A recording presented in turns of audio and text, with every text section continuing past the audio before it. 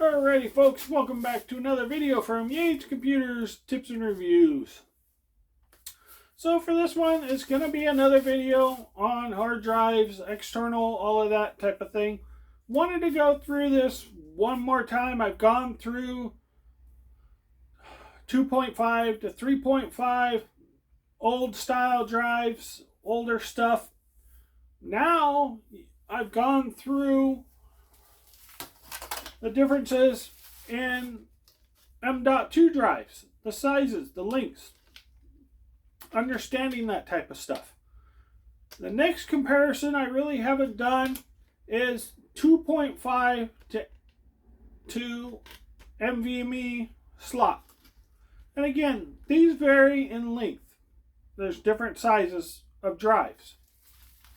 So I wanted to do a quick little video because I've done all of those. I want to make sure everybody fully understands the technology where it's at. This is your 2.5 drive. I've already done the comparison to the 3.5. To your M.2.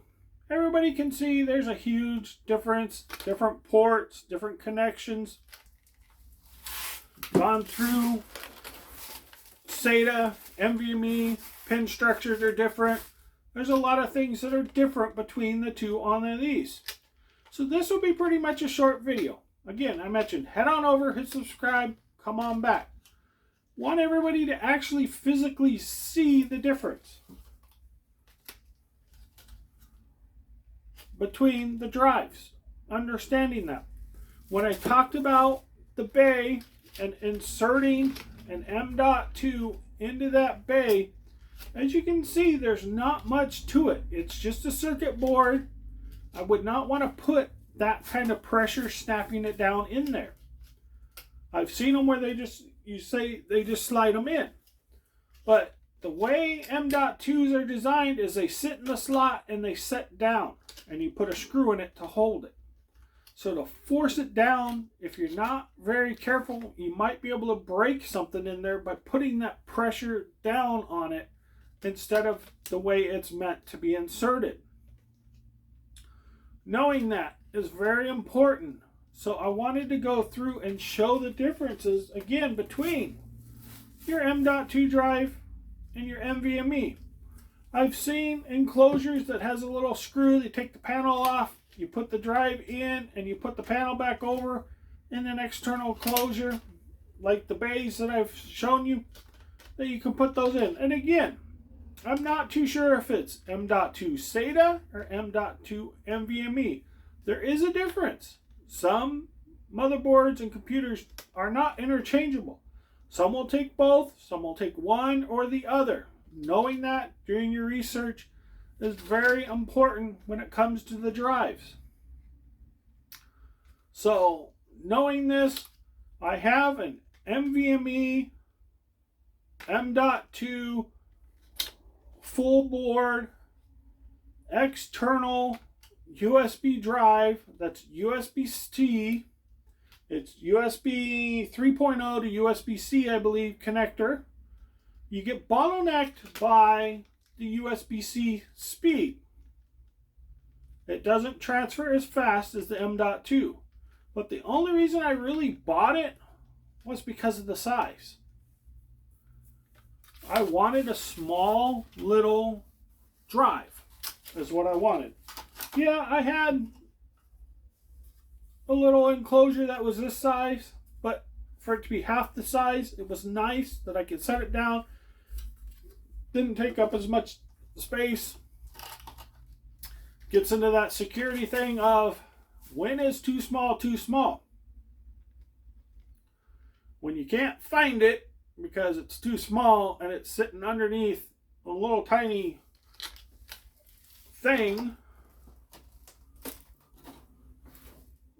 like I have my review on in a drawer. This is what you can't find it because it's sitting under something and you move it around. When's too small too small? When things become a bother. And again, this isn't very big. Just as comparison. So it's not a very large item. It's a fairly small item that could be there that you can't find what you're looking for and can drive you crazy because it's right there. You just can't find it. There's something else sitting on top of it because it's too small.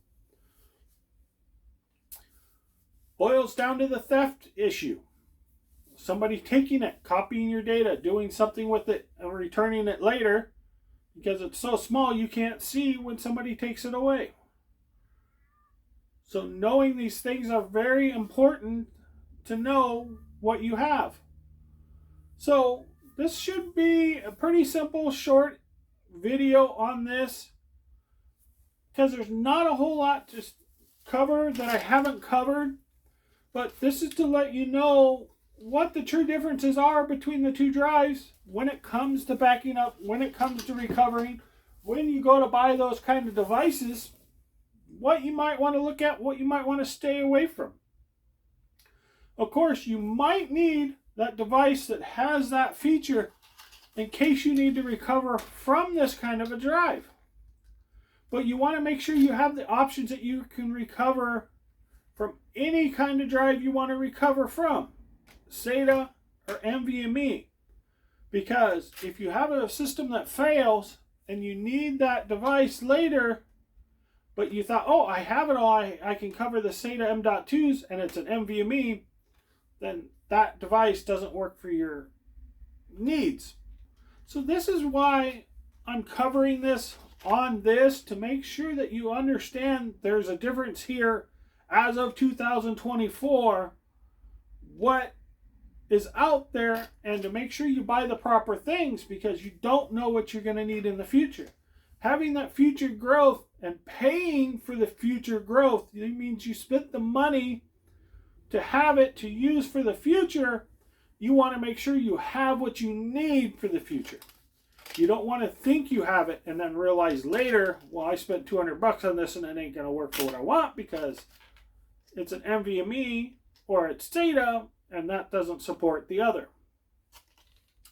So that's kind of the differences between these drives when it comes to backup, recovery, your devices that you may want, so that in case you have to retrieve data from it independently or loose, knowing that you may not want to use this in a docking station on your desk. Well, yeah, you can put it in there and leave it in there. It'll be perfectly fine and not fiddle with it, and it'll be safe, it'll be secure. Yeah, you got that little security concern, but probably nobody will mess with it because it's in your docking station and all of that. But understanding you're not going to get the full speed potential of this device in that because of the USB bottleneck. Understanding that is important, but does it really make a difference to you? Probably not. If you're trying to game and you're trying to do other things off of it, you're going to feel that bottleneck. So, wanted to make sure I express that point because I see a lot of devices out there now coming out that show just put that in there and you can recover. And I thought, well, you know what, that's kind of nice that you can put that drive in there, and if you want to leave that drive in there, you can have an external NVMe drive, or you can have, whatever you want. But I don't think a lot of them really explain the bottlenecking of the USB and all of that type of stuff. And for you to understand, this isn't going to be lightning fast. It's going to be as fast as the USB port, even though you put an M.2 NVMe in. There's other advantages to using NVMe, M.2, M.2 SATA drives, is how many tasks it can perform at the same time. One task, spinning mechanical drive can look at one. They've gotten fast enough that they're going so fast that you don't really realize the slowdown or lag. Well, you do. In today's age, if you go from this to this, you notice there's a difference. The most benefit you can do to performance on your computer, if you have this, is go this. One of the really funny things that I thought was interesting by looking at system resources on a computer that has this, this is your bottleneck. You'll see this is running 100% and your CPU is running 50, 60, 70%. And this is your bottleneck on an older computer. More modern computers that had more cores, 8 cores and that type of stuff that still had these, there was kind of that weird transition period before everything went to the SATA solid states, that it was really funny. You'd be running 25% of your CPU because your drive couldn't handle it.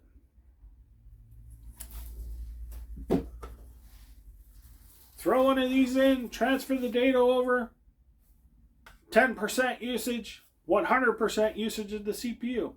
It's funny to see how those flip-flop, those numbers.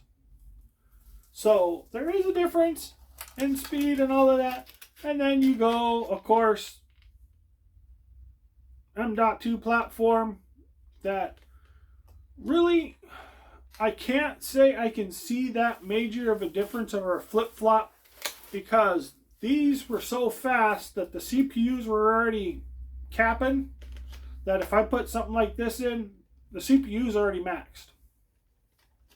You'd have to buy a new higher end performance machine to really see a benefit to this, but then you weren't really using that to compare that to anyways. So that was kind of the funny catch-22. I've mentioned my other laptop I had. I had an M.2 SATA. Went to an M.2 NVMe. Same port, supported both. I did see a benefit and a performance boost by going to NVMe. A lot of people say, no, I didn't really see a difference. It was a small bit, but it wasn't a major thing. So this is what I wanted to go through between the 2.5 drive, SATA, non-SATA, spinning mechanical, whatever you want to call it, solid state. There's a lot of terms out there that, again, will confuse you to get you to spend the money and do what things you shouldn't, because they want to try to spin it all and word it so that it makes it sound better than it actually is. Those enclosures. Yeah, it's nice to have the M.2 port, but you got to make sure you know. SATA, NVMe, does it support both? All of that. What the cost is. Is the cost value really worth it? Because you can buy individual enclosures, like I said, for that USB drive for 10, 20 bucks. Get 2 of those for 40 bucks. Get the docking station, let's say, for 40 bucks. That's 80 bucks. And someone's trying to sell you a docking station with an NVMe slot in it for 150. Is it worth it?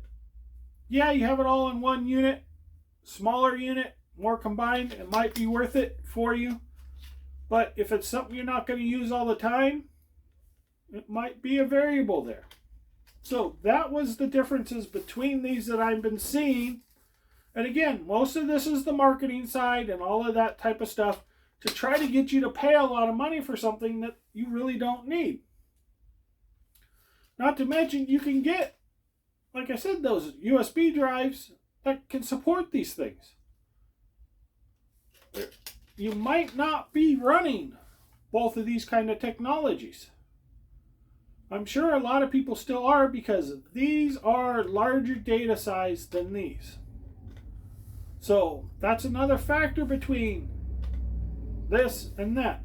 These are getting fairly large, but they're getting fairly expensive. But if you want an NVMe 4 terabyte drive, you can get them. I believe it's up to 8 terabytes in 2024. And I believe they're talking even larger. So between the two, you have very similar results, very similar things. But then you get into docking externally, what you want to do. Again, if you're not getting the full speeds and bandwidth of this because of the USB, and you need a 4 terabyte, it might be a lot better cost effectively to go to this. Not to mention, you have your security side of it. It's an enclosed, fully secure drive, not just the board where you might damage something.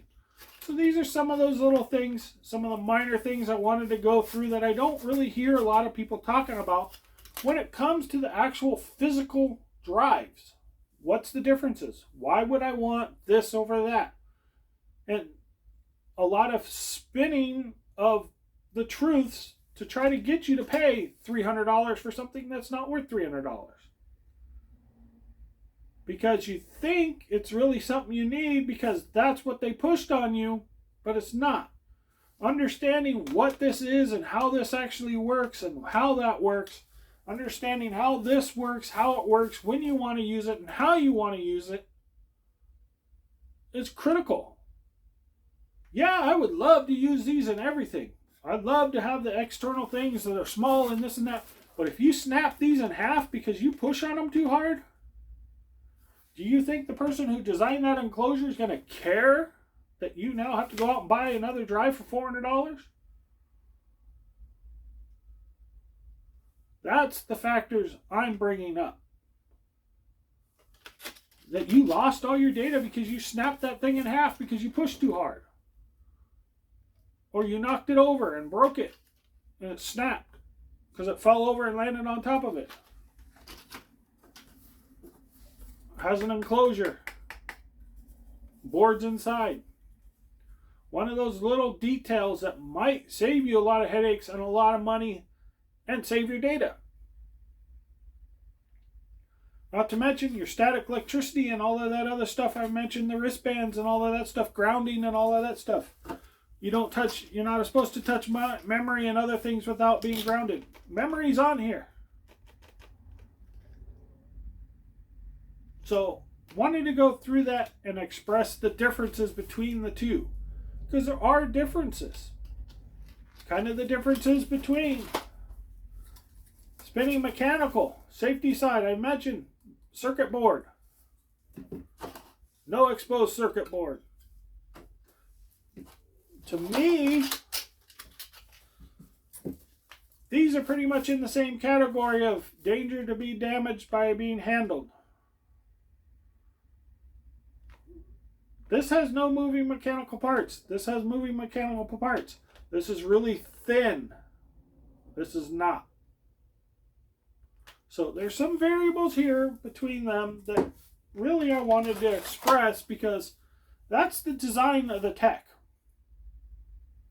So I hope that's enough detail. I hope I didn't get anybody really confused. Head on back, watch it again, and really learn the pros and cons to every single style drive.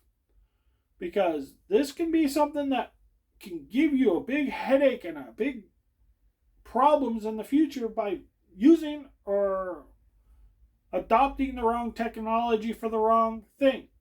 And again, like today, it's so easy to overdo things, to buy the wrong things and spend a lot of money on those things when you could do it the right way, the safe way, the secure way for a lot cheaper. Alrighty, thank you all for watching.